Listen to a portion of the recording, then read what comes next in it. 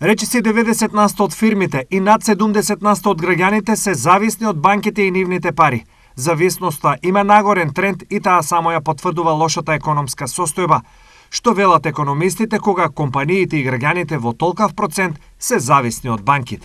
Па во овои услови е зголемен интересот од причина што е намалена куповната моќ кај граѓаните, а е намалена и ликвидноста кај фирмите, кај компаниите поради одредени застои во стопанскиот да речеме процес, поради намалени испореки, продажби и така натаму, а кај граѓаните намалена куповната моќ бидејќи поради лошата состојба во стопанството и нивните примања се намалени, оние редовни примања што ги имаат како плати пред се.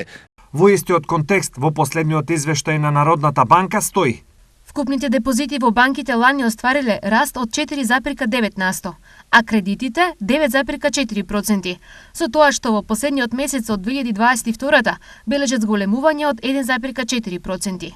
Движењата кај кредитирањето се должи на зголемената побарувачка и од граѓаните и од корпоративниот сектор кој доминира во овој поглед. Последица на ова е зголемување на паричната маса што според нашиот соговорник резултира со следното: повеќе пари во оптек значи намалена вредност на парите. Таа не се изразува во номиналниот износ на банкнотите, бидејќи тие, ако банкнота 1000 денари, таа си е пак 1000 денари.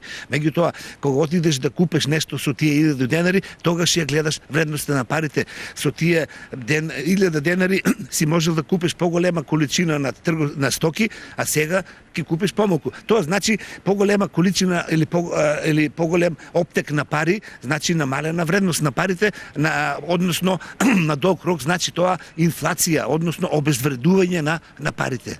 Резултат на сето ова е раст на користење кредити, кој во стопанството е 11,5%. Зголемување има и кај денарските и кај девизните кредити, но предничат вториве.